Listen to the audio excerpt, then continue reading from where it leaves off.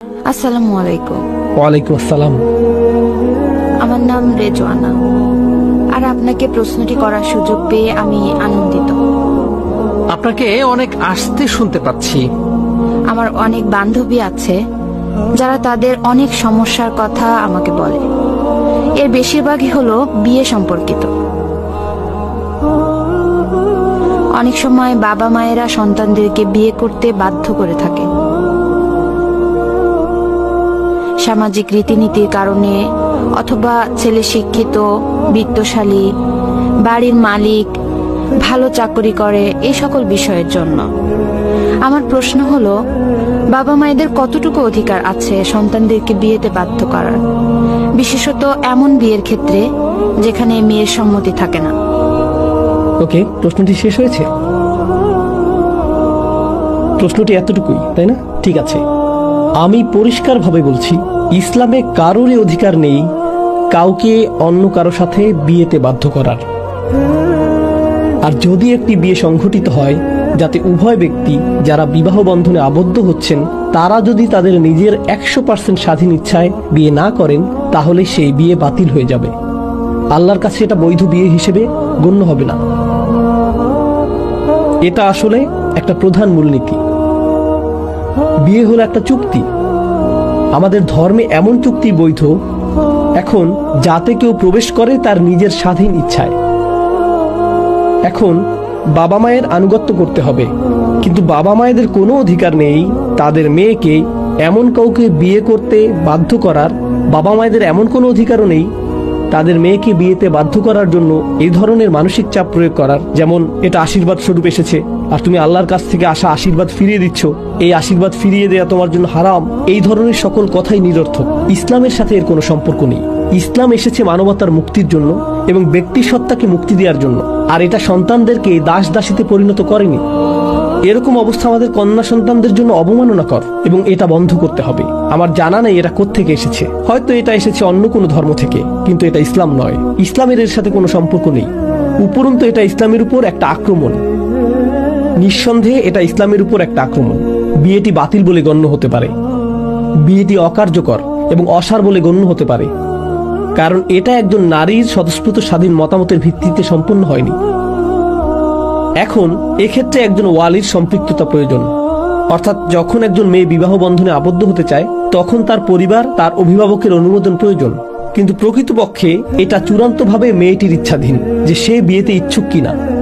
সে বলবে হ্যাঁ, সে বলবে না, আর সেই না বলাটি প্রকৃতপক্ষেই তার কাছ থেকে আসতে হবে। শুধু তাই নয়, কি পরিমাণ মোহরানা তাকে দেয়া হবে এবং কখন এটা দেয়া হবে, এই বোঝাপড়া হতে হবে বাবা এবং মেয়ের মধ্যে।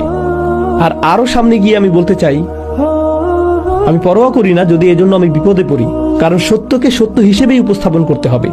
কখনো কখনো বাবা মায়েরা অত্যাচারী হয়ে যান। কোনো কোনো বাবা ঘরের কোনো ব্যয়ভার বহন করেন না। কখনো তাদের নেশায় আসক্তির মতো সমস্যা থাকে।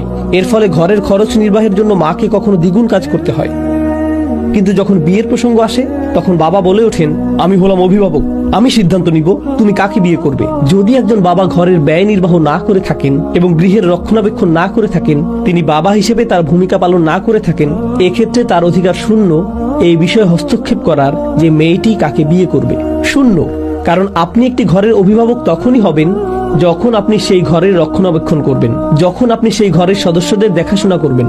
আপনি নিজেই যদি সেই ঘরের প্রতি অত্যাচারী হন, তখন আপনি আংশিকভাবে ইসলামের একটি অংশ নিয়ে বলতে পারবেন না যে আমি এখন কর্তৃত্ব দেখাবো। এটা অত্যন্ত গুরুত্বপূর্ণ একটা বিষয়। আমার কথাগুলো এখন নিয়ে কেউ অপব্যবহার করতে পারে, বিশেষ কোনো পরিবারের উদ্বুদ্ধ কোনো পরিস্থিতির উপর। সে বলতে পারে, নোমান আলী খান এটা বলেছে, আমাকে তোমার কথা মতো চলতে হবে না। এতে আমি সমস্যায় পড়ব না, সমস্যায় পড়বেন আপনি। আপনি যদি এমনটা করেন তাহলে সুযোগের অসৎ ব্যবহার করা হবে। তাহলে আপনার অসৎ উদ্দেশ্য চরিতার্থ করার জন্য কিছু শুনে সেখান থেকে সুবিধামতো অংশ বাছাই করে তার অপব্যবহার করা হবে। এরকম করলে এজন্য আল্লাহর কাছে আপনার জবাবদিহি করতে হবে এবং আপনাকে দুঃসাহসের পরিচয় দিতে হবে এই বিষয়ে আল্লাহর সম্মুখীন হওয়ার ব্যাপারে। আমি এখন বাবা মায়েদের উদ্দেশ্যে বলছি, আল্লাহকে ভয় করুন। যদি আপনার কন্যা অভিযোগ করে যে সে বিয়েতে অনিচ্ছুক ছিল, আমি জানি না কিভাবে আপনারা বিচার দিবসে আল্লাহর সামনে এর জবাব দিবেন, কারণ এটা আপনার কন্যাকে জীবন্ত কবর দেয়া থেকে ভিন্ন কিছু না। বিআইয়ি যামবিন কুতিলাত, এটা মোটেও ভিন্ন কিছু নয়। আমি সন্দেহাতীত ভাবে এই মতামত পোষণ করি। আমি নিজেও কন্যা সন্তানের পিতা, আর আমি এটা 1,000,000% কনফিডেন্স সহকারে বলছি। আল্লাহ যাতে আমাকে এরকম পিতা কখনোই না বানান। আর আমি আরো এক ধাপ সামনে যাব। যদি আমার আপন বোন আমার কাছে আসে, আমার কন্যা আমার কাছে আসে আর বলে তোমরা আমার বিয়ে দিয়েছো, আমি দীর্ঘ সময় সেখানে ছিলাম কিন্তু এখন অত্যাচারের শিকার হচ্ছি, আমার স্বামী আমাকে আঘাত করে অথবা তার পরিবার আমাকে অপমানিত করে, আর আমি এমন সবকিছু সহ্য করে যাচ্ছি, এখন আমি কি করব?